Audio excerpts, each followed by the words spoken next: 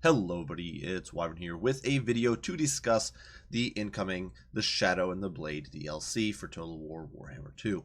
Definitely some exciting news. Always good to see new content. We did know something was coming out before Christmas, and this is apparently it. I will say when the leaks came out and they said it was going to be Deathmaster Snitch versus Malice, I was a little underwhelmed. I was definitely not super thrilled. But now that we've gotten some more information about the DLC out, I'm feeling a little more confident about it. I'm sort of a little more excited, and definitely hoping that it turns out well. So without further ado, let's dive in. Let's watch the trailer. Let's discuss what's coming out and see what's going on. So let's go. The siege arc ship.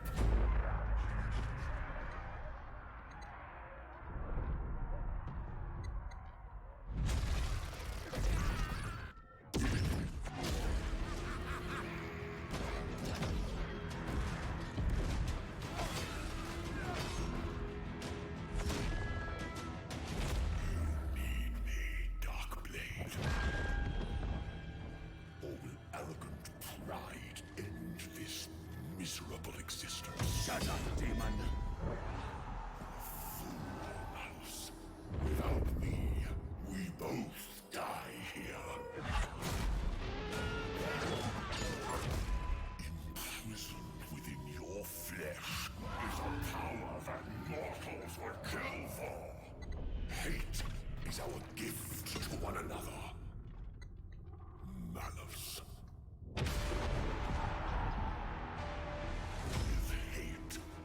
All things are possible.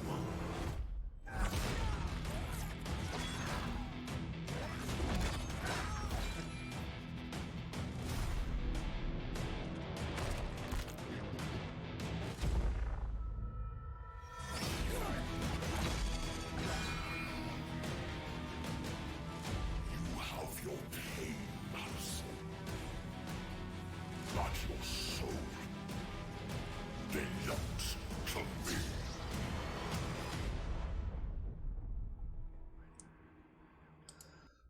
So that was pretty fun. Some of the we saw. I actually don't think that trailer had all of the new units that are incoming displayed, though it certainly did have the majority of them. As we can see, Malice and Snake looking pretty cool. Malice, of course, with his demonic transformations is in there. We, of course, did see the Bloodrack Medusae, as well as some of the new Scryer units that didn't drop in the Scryer DLC. So, Deathwind Mortar, as well as the Warp Grinder, of course, we did see in that trailer. It's a little difficult to see with somewhat dark lighting in the trailer, so there might have been some other units in there that I missed. Because there are a few others that are being released with this DLC, including some made-up ones. But, yeah, definitely looking pretty cool, and definitely looking pretty fun. So we're going to go over to the official FAQ, and then we're going to go over to the Steam page, and we're going to see what exactly this DLC is bringing to the table, as well as what free DLC are going to be coming out along with it. So the FAQ, as usual, doesn't necessarily have the most information about the DLC. However, it is worth noting that the DLC will be dropping on the 12th of December 2019, and you do get a 10% discount via Steam if you purchase before release. Whether or not you think it's worth pre-ordering, that is up to you. Personally, I will be pre-ordering it, though perhaps it might be good to wait and see what other YouTubers or other streamers who have early access might have to say about this as well. And of course, we will be getting more news in the upcoming weeks about all the new content, so it can also be worth it to wait for that too. Now, there's a list of all the new units as well as the new mechanics. Malice Darkblade is sort of struggling against the demon within him, Zarkin, and that's a big part of his mechanic. He does start in control of Hag Reef as well as a Black Guard across the world, supposedly, though it doesn't say where that Black Arc is when it says the other side of the world. If that means like literally a diagonal across the world down to like Lostria or something, or if that means just across the sea at Norska or something, I'm not sure, but definitely going to be an interesting mechanic. You even get a early dilemma, which forces you to either try to retain control of Hagreef or give the city up in return for some money.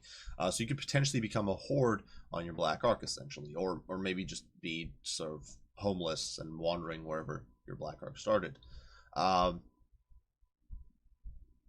Mal's Darkblade, of course, does struggle against the demon, but you can potentially well, as it says here, you can get unique quests relating to the demon. You can also potentially transform into the demon if you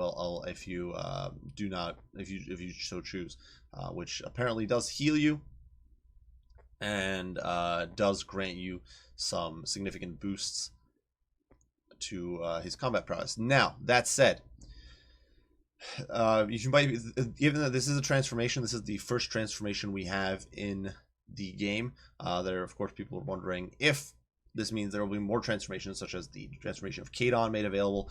CA has said that they will not be looking into that at the moment, due to the fact that due to the current meta of the game with lower beasts. It makes sense. Honestly, Feral Mentor, of course, kind of dog crap. That said, I could see double caster builds working with this. You could bring a caster, use up your transformation of Kadon, and turn like a 400 or 500 gold caster into a Manticore, which is a gain. That is still, a 300 gold gain over just purchasing a Feral Manticore. Or it could let you get a bigger Air Force than you should be able to get. And so I'm not sure if this is entirely fair. I think if they reworked the cost of Feral Manticore to be a bit pricier, they could actually make it, in Winds of Magic, they could actually make this an interesting dilemma of a spell where you have to choose based on, and if you have a cheaper caster, it would be much more appealing for a faction like Beastman, or for a faction like, honestly, Empire, Dark Elves, all of them have cheap enough casters where it could be worth it. Now, Deathmaster Snitch does have a bunch. He can actually get his agents to have a 100% success chance, which is kind of cool. But from what I understand, it's only against their rivals. I'm not sure if this means just Skaven rivals or other factions, but it is definitely looking kind of exciting, being able to incite rebellions, assassinations, thieving items, and all that sort of stuff. Definitely very, very fun. He also gets Greater Clan Contract, where you can get bonuses and reduce the cost of their specialized units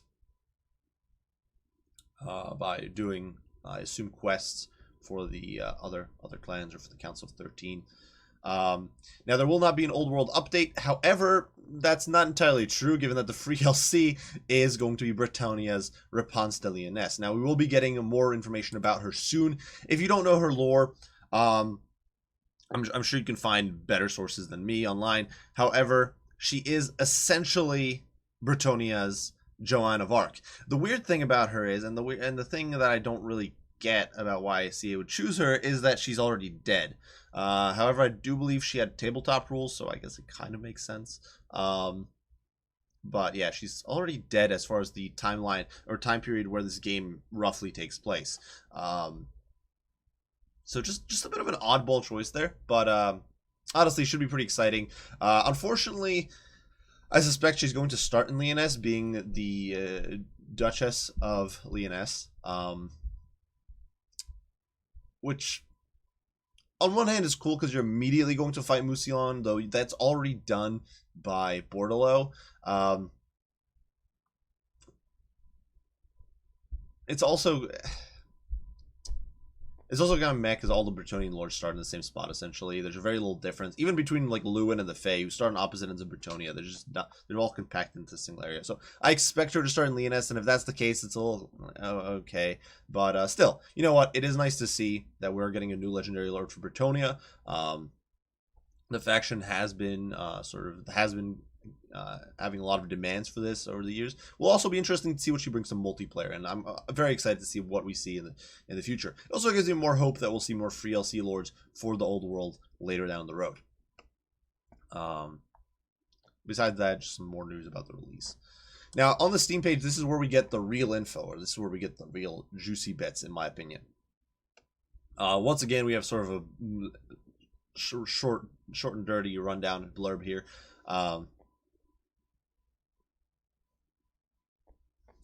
Now, of course, we mentioned some of the unique campaign mechanics, where, of course, Malice is trying to fight against the control of Zarkin, the demon. Now, Malice himself. Now, if we look at the units for the Dark Elves, Malice himself is a close quarters fighter, not a mage. So I assume, though, that he will be a bit like a Sword and Border Dreadlord. He does get the option of riding a cold one called Spite. Now, it says it makes him terrifying on the opponent on the battlefield. I don't know if that means that he's just powerful in melee or if that means that he's actually gets terror. He also can transform into the Demon of Zarkin, which heals him. It augments his stats and alters his abilities in battle. Now, this could be very cool. Having a Lord for the Dark Elves, having a Combat Lord that can actually regen reliably, unlike Lokir, who's very unreliable with his twin blades, which just don't heal reliably. It's kind of that kind of sounds dumb, but his blades, red blades, just do not heal him that effectively. Or I think maybe it's the Kraken Helm that he gets. One of his 2 legendary items give him passive healing, but it's not particularly great because you have to be in melee. With this, I assume you can just transform whenever. Maybe it's whenever you take a certain amount of damage. Regardless, it could be very valuable for the Dark Elves, even if it costs you certain stats or costs you certain abilities, for the simple fact that it will give your Lord that much more staying power in the long run. Now, besides that, we are getting a High Beastmaster, who is a anti-large Lord option. I am happy. One thing I will say I'm happy about here is the fact that CA didn't just give us some made-up filler Lord option that doesn't really fit for the simple sake of making them fit with Malice's theme, like some Demonling or something, Dark Elf Lord. I'm actually pretty happy it is a Beastmaster. However, I will say it does concern me because I feel like this reduces our chances of getting Rakarth in the long run. And for those of you who don't know, Rakarth is sort of the greatest Beastmaster in all of Dark Elfdom. And I had actually been expecting him to be this DLC. So rather than Malice, I expected Malice to end up as a free DLC at some point with Rakarth and most likely Throt getting a combo DLC. But that does not seem to be the case. But that said, High Beastmaster, Anti-Large Lord. I'm not sure if they're going to get mounts. I would assume they're going to have some sort of heals and some sort of buffs, sort of like a Necrotech, except for Dark Elf monsters. Now, we also do get a Dark Elf Master, which are supposedly lesser nobles. I assume this is going to be like your anti-large hero. They do get Guardian, and they have high melee defense. I'm not sure I'm not super thrilled about the fact that Dark Elves are getting a Guardian unit. It seems very not Dark Elfy. Dark Elves are scum. Like a Blackguard that is like the only real organization in Dark Elfdom that's kind of reliable. Whereas, and maybe like Assassins, and there's a few who are sort of very loyal to Malekith, but as far as people being loyal to other Dark Elves and Dragon Guardian, that just seems a bit silly. Not sure that's really fair, but it's just odd. But I guess we will be getting a character with Guardian here, and having an anti-large character is definitely nifty. Though I would be a little worried about it sort of diluting the hero selections. If every faction is getting an anti-large hero, we already have anti-large AP heroes for Tomb Kings, High Elves, and of course the Lizardmen. So I'm kind of assuming just because he has Spear and Shield, he's going to be anti-large, though maybe not AP. Maybe he's going to be tanky, more of a tank. Now the Scourge Runner Chariot is in there as well. These are Monster Hunter units. And they are armed with harpoons. Now, I'm assuming this means they're kind of going to be like a mobile bolt thrower, maybe a short-range bolt thrower with anti-large and very high weapon or projectile damage. Maybe close to a what is it called? Maybe close to the Tirnock Chariot, which is the high elf range chariot. But rather than being sort of a cheap light chariot that spams arrows, being a sort of fast but anti-large killer. And to be fair, Dark Elves are not in need of a unit that does that. They already have an incredibly easy time dealing with most monsters. Between masses of AP missiles, relatively cheap AP anti-large cav, Blackguard, who are functionally unbreakable a lot of the time, that sort of stuff. Not sure they really need it, but it is a tabletop unit, so it's definitely exciting to see their roster fleshed out. I believe after this batch, or after this DLC, they will not be missing any units, which is pretty cool. Besides that, we do have Bloodrack Medusa, which is well, it doesn't actually say what exactly they do, but in the lore, they're supposed to make you like all the blood in a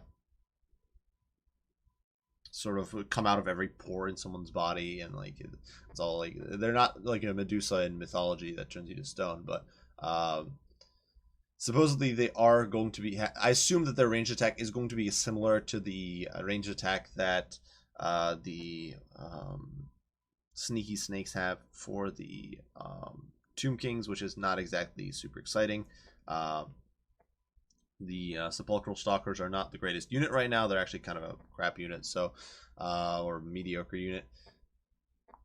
So I assume these guys are going to be a bit like Sepulchral Stalkers with fear and with terror attached.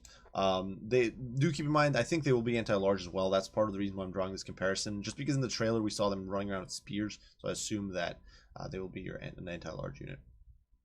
Yeah, that we do have the Bloodrack Shrine, which is in the tabletop. This was, I believe, a shared model, or it was one of the build options on the Cauldron of Blood, and so it grants different auras that debuff enemies, as well as buffing your allies. Aura of Ardor, as well as the Aura of Agony. And the Medusa will still be able to cast its range damage from the elevated position of the shrine. Now, how exactly this unit functions, not sure. I assume it's going to be a bit like the Cauldron of Blood. Sort of this slow, reasonably tanky chariot that just provides buffs. And that's not necessarily bad. Granted, the unit has fallen off a bit in meta, so this might also not be that popular. But still good to see. Once again, very nice to see that the Dark Elf roster is getting fleshed out in full, barring poor Rakarth. Who knows? Maybe we'll get him down the road as a DLC, or a free LC. It would kind of make sense given the fact that most of the monsters, or in fact, basically all of the monsters for the Dark Elves are already in game. So maybe that's why CA figured Malice was the better option. Those two were actually ones I kind of figured could be a little interchangeable there. Now we do get some Regiments of Renown as well. A Bloodrack Medusa Regiment of Renown, who gets a damaging area of effect ability. I'm not sure if this makes them a Mortis engine, or if this makes them something like the Rod of Corruption for Skrulk. So not sure if which of those the ability is supposed to be. If it's going to be a sort of Flock of Doom type effect, or if it's going to be just Mortis Engine draining away your HP. Dark Elves with Mortis Engine does sound a bit terrifying, so I'm not sure what I'd think of that, but definitely could be a cool unit. And of course, we don't know prices yet, so if these guys are super expensive or something, or if their combat stats are not actually that good or whatever, it could be perfectly fine. Besides that, we do have the Ravagers of Rakarth, which are a Regiment of Renowned Scourge Runner. They do have barbed nets that slow enemies. I assume these might be like the Web of Shadows that the Dark Elf Assassin gets, that provides a slow as well as a damaging effect that's especially good against single targets. That would make sense for an anti-large chariot. So I kind of expect that is what they're going to be all about. But certainly we will see if that's the case. Finally, we do have a Regiment of Harpies, which is weird because you wouldn't think Harpies would get Regiment Renown. But you know what? I'm not complaining. Harpies are a great unit. They, based on the description here, it looks like they're going to get the Hunger. It says they get regen abilities in exchange for damage dealt. I don't know if this is going to be a totally new mechanic. I kind of assume that this means they're that they get Hunger. But it could perhaps be a new mechanic where if they get a certain amount of kills or a certain amount of damage / XP on the bar, you get to heal. But I kind of assume that what it really means is the Hunger. It also said that they cause terror in enemy units. They guzzle down the entrails. Once again, not sure if this is just blurb text or means they cause terror, but unfortunately it's not really possible to determine that based on just this. But certainly, we're going to be cool to have a Regiment of Renowned Harpies. I'm actually kind of excited about that. Given that we don't really know the stats on a lot of these other units, it's hard to judge just how good these Regiments of Renown may or may not be. It doesn't look like any of them are complete overhaul, so if the base unit is not great, it's likely the upgrade unit will not be that great either. But if the base unit's great, maybe the Regiment of Renown will be nuts. Now, For the Skaven of Clan Eshin, for Deathmaster Snikch, we did already discuss the contracts and all of that.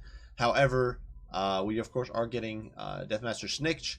He does come with Weeping Blades, which is awesome. Having a Lord character with Weeping Blades is going to be pretty fun, in my opinion. I really like the Weeping Blades ability. Minus 50% armor is great. Synergizes super well with Stormvermin or Plague Monks.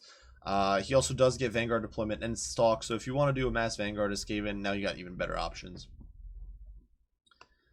What I will say I'm not as thrilled about is the fact that we're getting a Master Assassin Lord. Like I just explained with the Dark Elves, where I'm happy they gave us a High Beastmaster Lord option.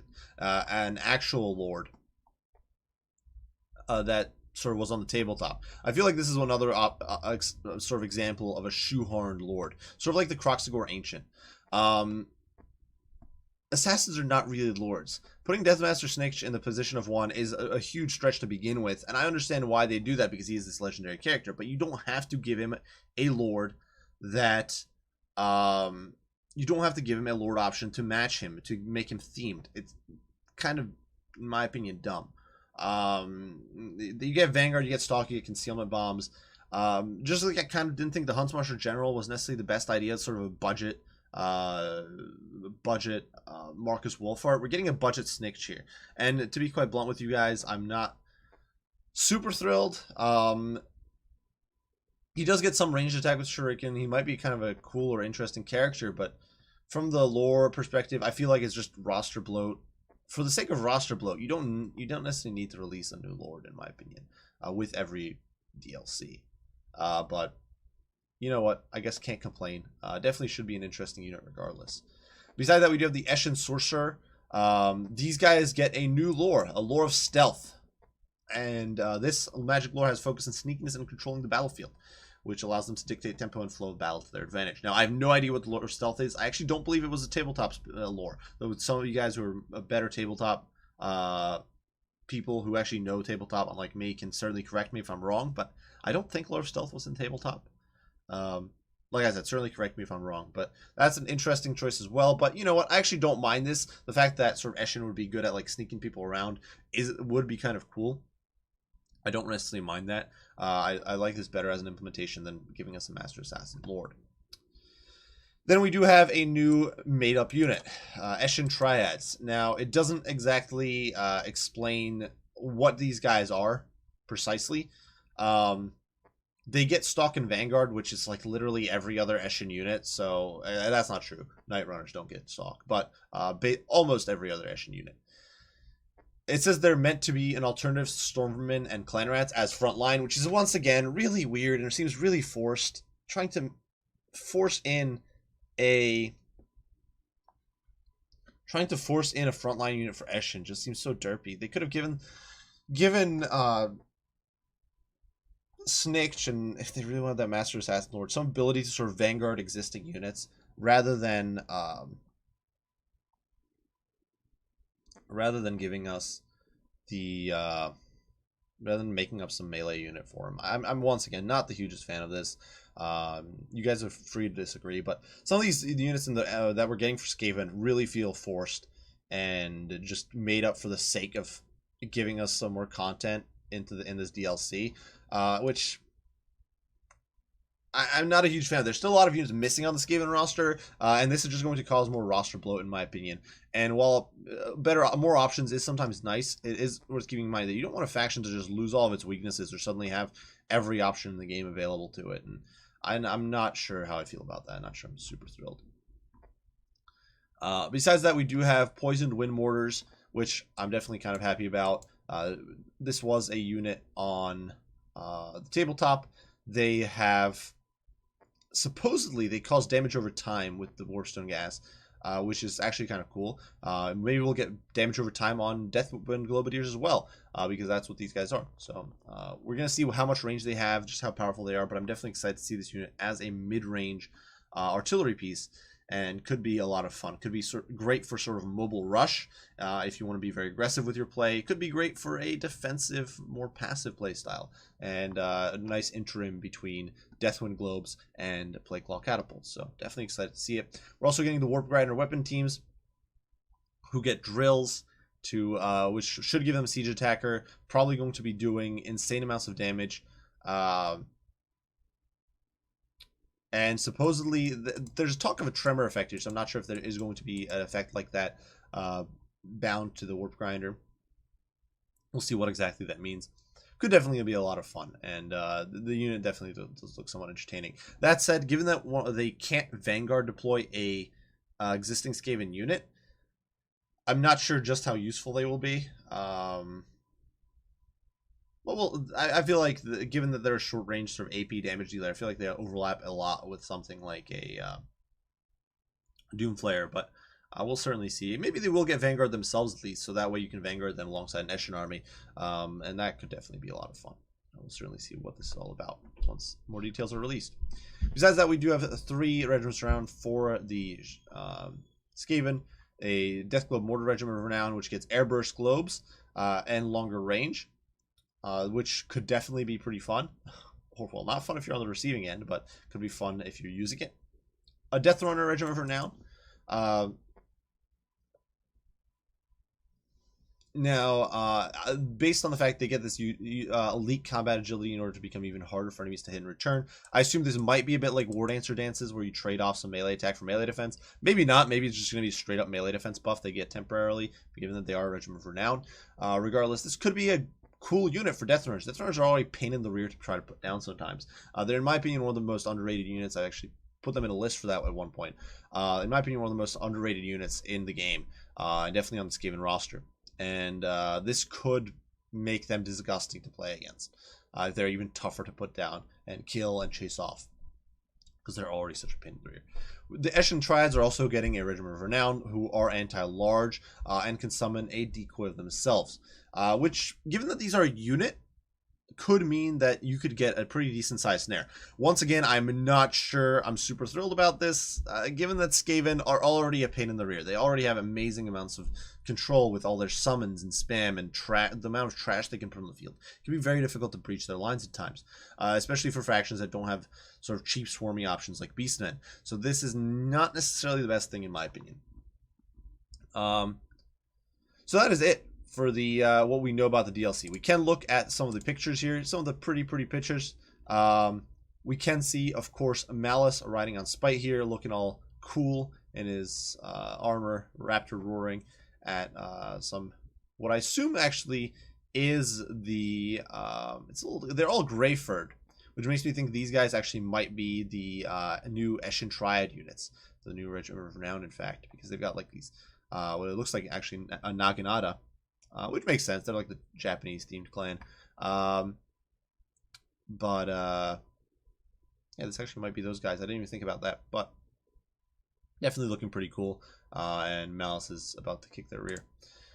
Over here we do have Deathmaster Snitch coming in with some point blank mortar shots, as well as warp grinders. So definitely could be a lot of fun. These guys, definitely the units are looking pretty awesome, pretty exciting. Who isn't hyped? And of course, Deathmaster Snitch, triple wielding. All those losers like Loki can only dual wield, thinking they're all cool. Queek can only dual wield, but in comes Snitch with 3 swords. OP. Bloodrack Medusa, excuse me, over here, fighting against what I assume is the Eshin Sorcerer. So she's looking pretty cool with her spear, probably an anti-large. And it actually looks like it's just one model here, so I'm not sure if the because the Bloodrack Medusa was listed as a unit, so I'm not sure. Maybe it'll be a single entity monster, but certainly looking very cool here with her long pole arm and ready to shank poor Skaven.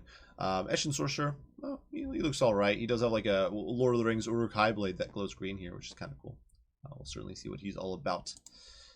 And finally, we do have some very angry ratties closing the gap here. I think this is actually just a normal assassin. We do actually get to see the Bloodrack Shrine back here. You can see it's basically a cauldron of blood with a Medusa on top. We also do see the Scourge Runner Chariot over here, rushing in.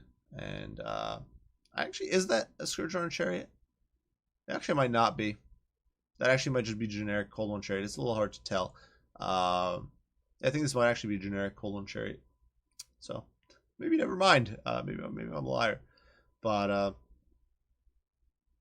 and this over here, this guy with the halberd, I think is actually the Dark Elf Master, because he does. Granted, he's got a halberd instead of a spear, so that's kind of fake news. But given that he doesn't have a helmet, given that he does have this big old fancy shield, and he's obviously not a blackguard, and obviously not a dread spear because he doesn't have a spear, I assume this is actually going to be our upcoming hero character. It also looks like the Bloodrack Medusa is indeed going to be a single entity, which is perfectly fine and expected. But yeah, getting a little bit of information here. We can see, of course, the warp grinders coming in as a unit of what appears to be 24 or 36, one of those interim weapons team sizes. So definitely looking like a lot of fun, and yeah, definitely some cool looking stuff in here. Going to be interesting to see just exactly how the Bloodrack Medusa's range damage works, if she's actually going to be worth bringing. With the height of the model, and I assume the point of reference for fire should be able to have an easy time firing, but whether or not she's actually going to be worthwhile, we'll see. I think a lot of it might hinge on just how good that ranged attack is. But yeah, good old Snake here being very snitchy and murdering some elves. Should be exciting. Like I said, not everything in here is super thrilling. I'm definitely excited to see Repanse de Lyonesse, even if she does share a spawn with the other Bretonians, essentially. Should still be a lot of fun to play. Should be great to have a new legendary lord for Bretonia, whether for multiplayer or for quick match. I don't think either Skaven or Dark Elves really need new units from a multiplayer perspective, so most of this is going to be about how well they play out in campaign. The one thing, like I said, I'm a bit disappointed by, and I'm not super thrilled by, and as far as long-term implications go, is that a lot of the units CA makes up are essentially filler units for the sake of filler units.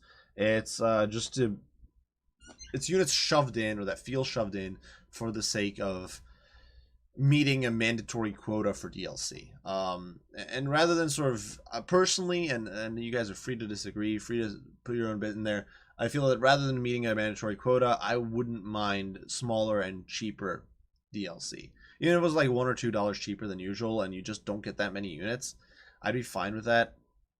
Rather than getting some of these really made up and forced feeling lords like the Master Assassin. I just want the rosters fleshed out, really. I don't think every single hole in the roster should be filled, or every single function should have a character for it, or a unit for it, just because you can. I don't know. That's just my 2 cents there. I guess I shouldn't complain about new content, but that's my take. That's how I view it. So hopefully you guys found this informative. Feel free to leave your own thoughts, opinions, and critique of the upcoming DLC down below. We're certainly going to get way more information in the upcoming few days, so this is nowhere near the end of the line. Hope you guys enjoyed. I will see you all in the next one. Wyvern out.